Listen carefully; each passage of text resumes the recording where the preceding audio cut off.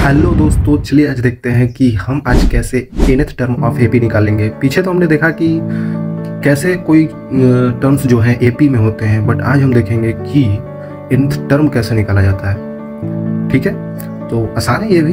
चलिए आपको बताता हूँ कैसे निकालते हैं।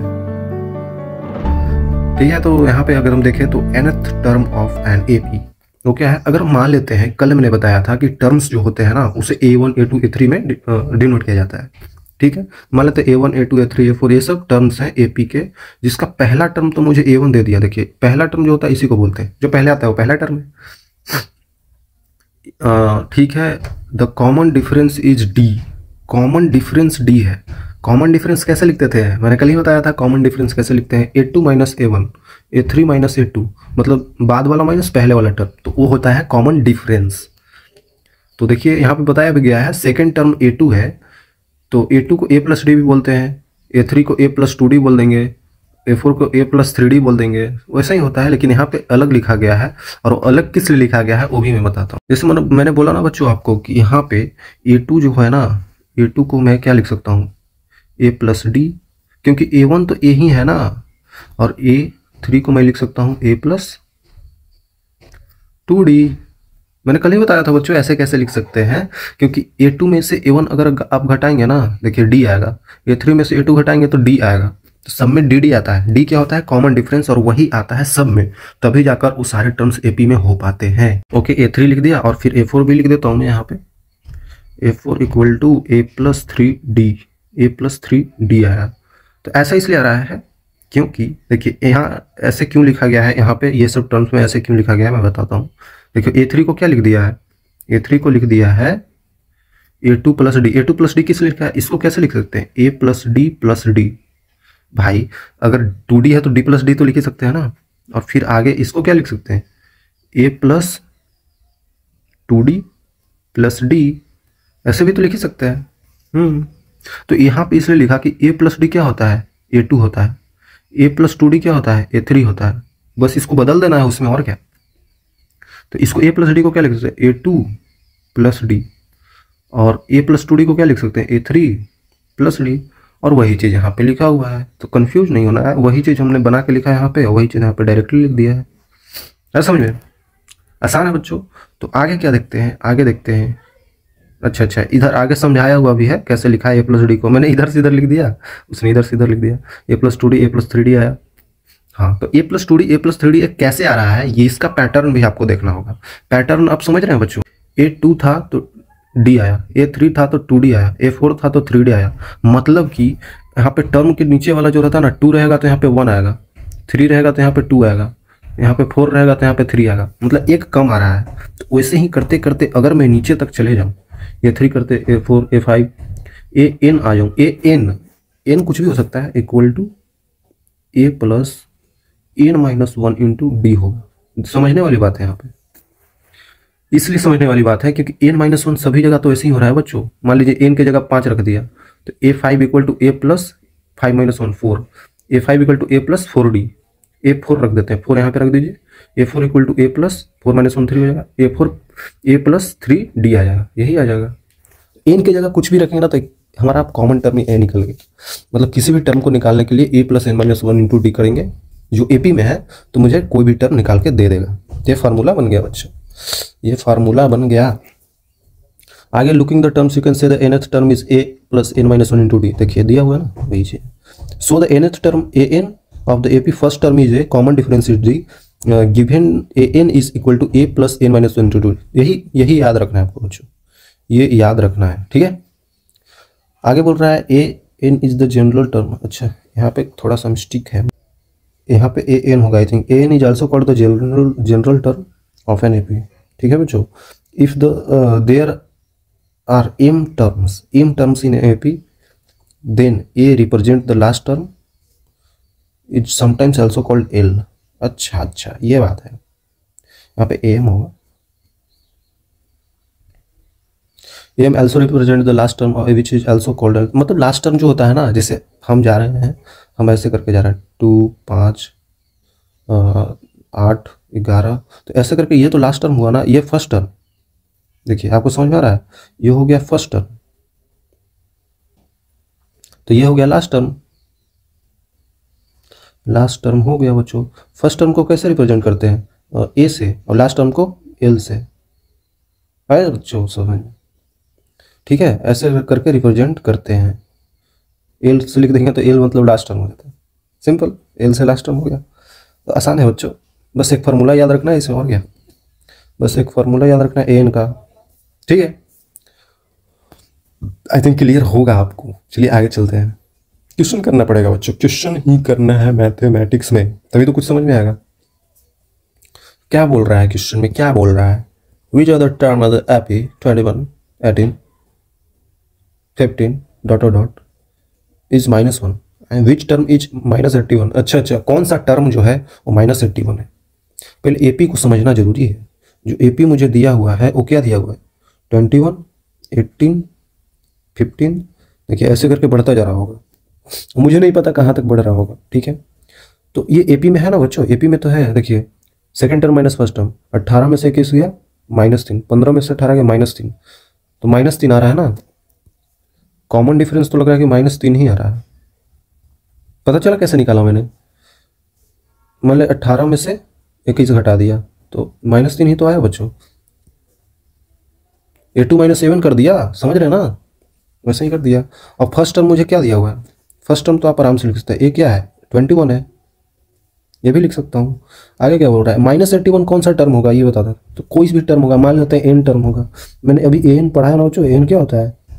ए प्लस एन -1 इंटू डी, ये होता है। तो मान लेते हैं कोई टर्म होगा, कोई टर्म होगा जो -81 है, तो ये -81 मान लिया, कोई भी टर्म एन टर्म मान लिया, इक्वल टू ए क्या था? ये हमारा 21 था प्लस एन, एन ही तो निकालना है कौन सा टर्म है। एन का मतलब term, n -1 into D, D कितना है? -3 आया। सोल्व कर सकते हैं इसको। तो इसको अगर मैं इधर लेकर घटा दूं तो ये प्लस में आ जाएगा, तो 2 आ जाएगा। आगे का देखिए मैथ में कैलकुलेशन खुद से करना है खुद से ही करना चाहिए।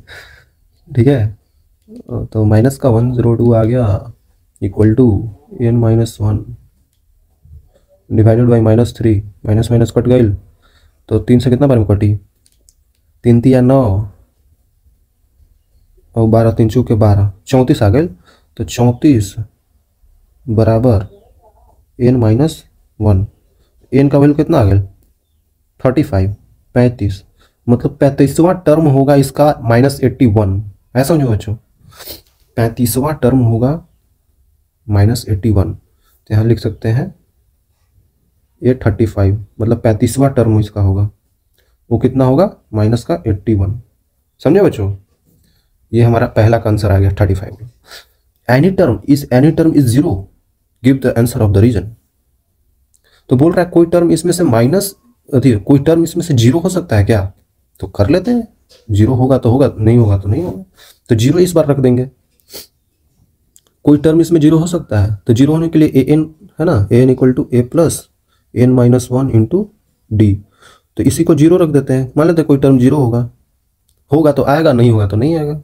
ये कितना है? ये है 21 और प्लस n -1, यही तो निकालना है, कोई टर्म होगा तो आएगा। और d -3 फिर से कर देते हैं। ये कितना आया बच्चों? -21 divided by -3 equal to n -1, 3 7 21। तो n का वैल्यू यहाँ से आ गया 8 आ गया। 8 आ गया मतलब 8th टर्म होगा, 8th जो होगा वही 0 होगा। 8वां टर्म जो भी आएगा ना बच्चों वो 0 हो जाएगा, समझे? ठीक है, 8 आ गया तो हो गया, 8वां टर्म आ गया। ओके, यहाँ तक क्लियर है। तो चलिए आगे चलते हैं, आसान है बच्चों। और डाउट हो तो कमेंट भी करना है, तभी मैं समझ पाऊंगा क्या डाउट है। ओके, यहाँ पे बोल रहा है कि चेक वेदर 301 बोल रहा है कि check whether 301 is a term of list of numbers.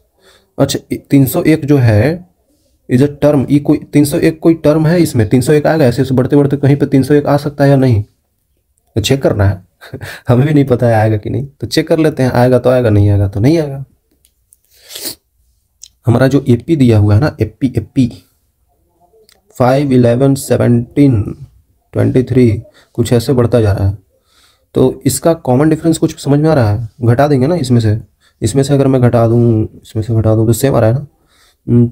6 6 6, हाँ 6 देखिए घटाइए आप, कॉमन डिफरेंस जो है कितना आएगा, इसमें से घटा दीजिए, 11 में से 5 गया 6। और फर्स्ट टर्म ये मुझे क्या दिख रहा है, ये तो 5 ही दिख रहा है, ये तो 5 ही दिख रहा है ना भैया, ठीक है।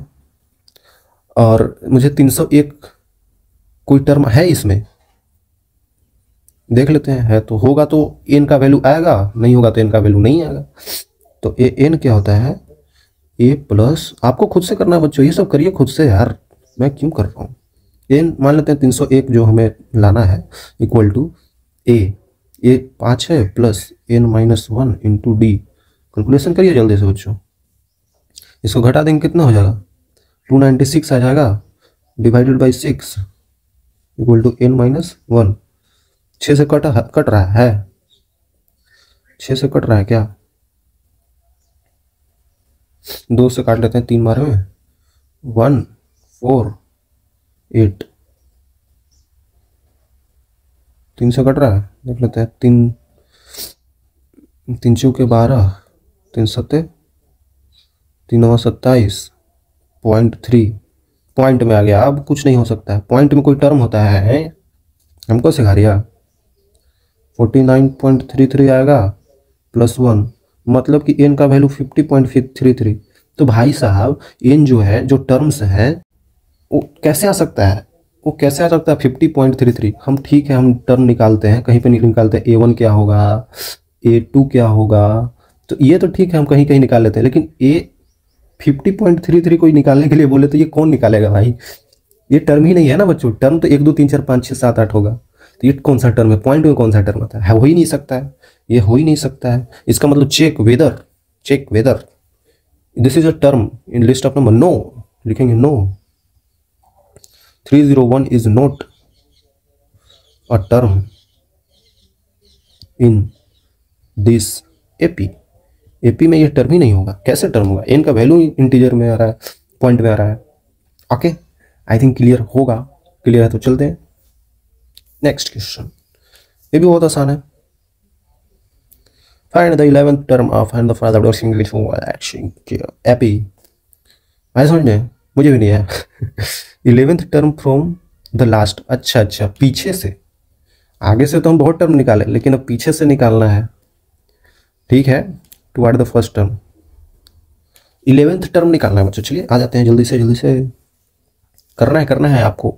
एपी मुझे दे दिया, तो एपी दे दिया तो यहाँ से मैं ए निकाल सकता हूँ, ए तो मेरा 10 ही है, और क्या, और घटा देते हैं। देखिए ऐसे घटाएंगे तो कितना आएगा, 10 में से 7 गया, 7 में से 10 गया ना, सेकंड टर्म में -3, 4 में से 7 गया -3, अच्छा -3 ही आ रहा है, तो डी क्या हो जाएगा, कॉमन डिफरेंस -3। अब मुझे देखिए यहाँ पे गलती होता है बच्चों से, 11th टर्म क्या होगा, तो ए 11th हम निकाल देते हैं, ए 11th क्या होगा, ए 11th निकालना ही नहीं है, ए 11th निकालेंगे तो कितना आएगा, देखिए मैं बताता हूँ, ए जो कि 10 है, ए प्लस n-1, एन कितना हो गया, 11 ही तो हो गया, ए प्लस n-1 इंटू डी कितना है, -3। देखिए बच्चों क्या गलती होता है यहाँ पे, 10 आ गया, माइनस का 30 आ जाएगा, तो माइनस का 20 आ जाएगा आंसर,